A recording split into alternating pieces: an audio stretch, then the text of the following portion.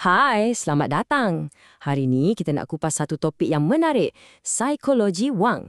Kita akan tengok macam mana seorang janitor yang sabar, entah macam mana boleh jadi lebih kaya daripada seorang eksekutif yang tamak.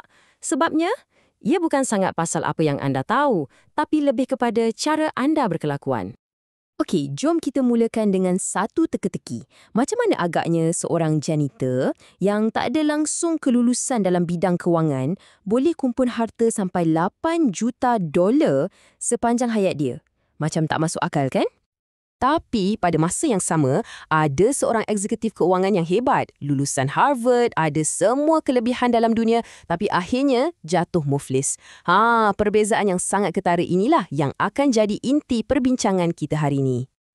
Jadi, ini membawa kita kepada poin pertama. Semua ni bukan pasal betapa bijaknya anda. Sebaliknya, ia adalah tentang bagaimana tingkah laku anda tu yang sebenarnya membentuk nasib kewangan anda.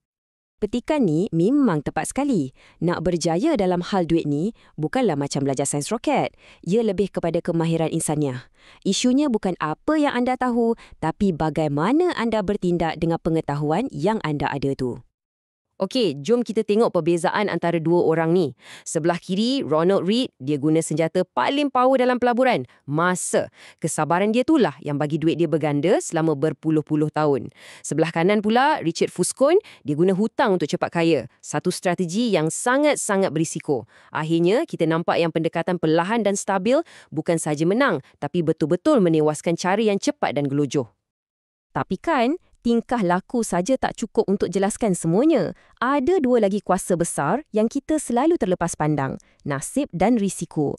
Cuba bayangkan, nasib dan risiko ni macam watak-watak tersembunyi yang boleh ubah jalan cerita kewangan kita bila-bila masa je.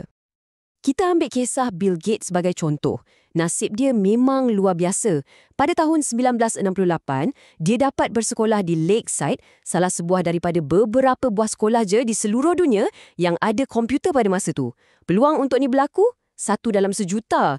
Nasib baik inilah yang bagi dia permulaan yang sangat besar dalam dunia komputer. Tapi, nasib baik ni ada kembarnya yang kejam. Risiko. Cuba tengok kisah kawan baik Gates, Kent Evans. Dia sama-sama berbakat, sama-sama bercita-cita tinggi. Mereka berdua dah rancang nak takluk dunia bersama.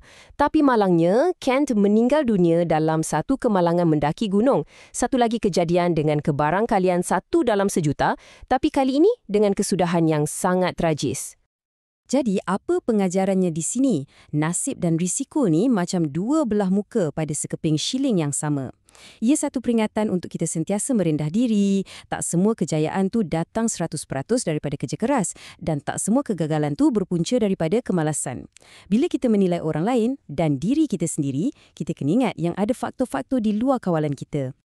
Okey, sekarang jom kita beralih kepada satu perangkap psikologi yang boleh jatuhkan orang yang dah berjaya sekalipun, iaitu nafsu yang tak pernah puas untuk dapat lebih.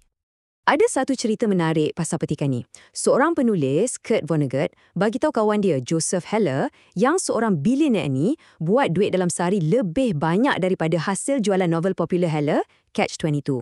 Jawapan Heller sangat mendalam.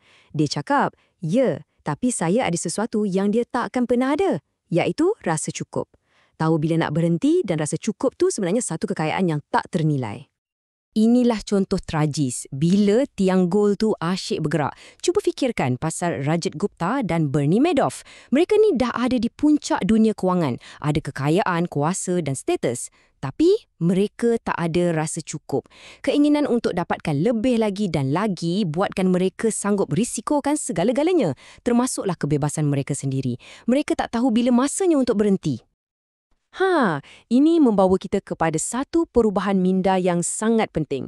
Kita kena fahamkan semula apa matlamat kita yang sebenar. Jom kita terokai perbezaan besar antara menjadi kaya dan menjadi berharta. Cuba fikirkan tentang paradoks ni. Bila anda nampak seseorang pandu kereta yang sangat mewah, adakah anda betul-betul fikir, wah, hebatnya pemandu tu? Ataupun dalam hati anda senyap-senyap fikir, wah, kalaulah aku ada kereta tu, mesti orang akan fikir aku hebat. Cuba jujur dengan diri sendiri. Selalunya kita guna kekayaan orang lain sebagai cermin untuk kehendak kita sendiri, kan?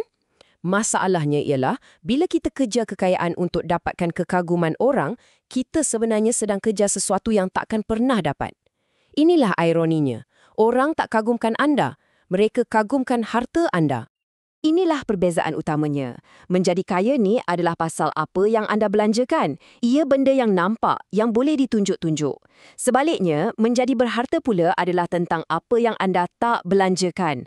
Ia tersembunyi. Ia adalah duit yang sedang bekerja untuk anda di belakang tabir. Senyap-senyap membeli sesuatu yang jauh lebih berharga daripada kereta mewah, iaitu kebebasan. Dan ini membawa kita kepada poin terakhir dan mungkin yang paling penting sekali. Apa sebenarnya tujuan duit ni? Apakah pulangan atau dividen yang paling hebat yang ia boleh bagi? Jawapannya mudah, kebebasan. Inilah matlamat sebenar dia. Bukan kereta mewah, bukan rumah besar. Kemewahan sebenar adalah bila anda ada kawalan penuh ke atas masa anda sendiri.